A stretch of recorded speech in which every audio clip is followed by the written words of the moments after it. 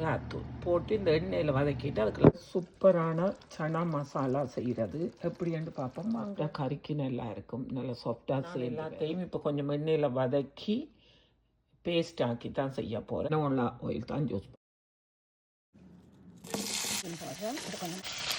கொஞ்சம் இந்த கோல்டன் ப்ரௌனாக வர வேணும் இல்லை போடுறேன். வெங்காயம் வதங்குறதுக்கு உப்பு சேர்ந்து போடுறேன்.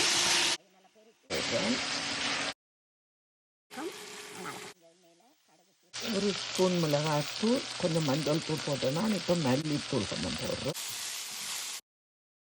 கடுகு இல்லை, பெரிய சீரகம், வெந்தயம்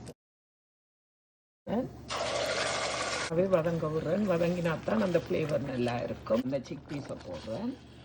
இதுவும் கொஞ்சம் நேரம் நல்லா வதங்கட்டுக்கு தயிர் போடுறேன். இந்த தயிரையும் போட்டு நல்லா மிக்ஸ் பண்ணிட்டு கரம் மசாலா சொட்டு எண்ணெய் விட்டுட்டு மிளகாத்தூள் போட்டு இந்த எண்ணெயில் வதக்கிட்டு அதுக்குள்ள போட போகிறேன். கொஞ்சம் எண்ணெயில் அடுப்பை ஆஃப் பண்ணிடணும். இனிய தூள் தானே கஸ்தூரி மேத்தி வந்துட்டு இதுக்கு இந்த கஸ்தூரி மேத்தி எடுத்து இப்படி நல்லா உருத்திட்டு இதுக்குள்ள லைட்டாக போடுறேன். கொஞ்சமாக மல்லியில் இந்த வதக்கி சூப்பரான சனம் மசாலா ரெடி.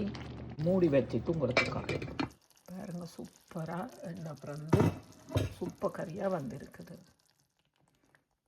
இந்த ரைஸோட புட்டுக்கும் இந்த கடலைக்கறி நல்லா டேஸ்டாக இருக்கிறது.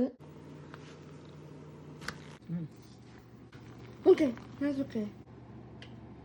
Also, I'm making roti for my mom.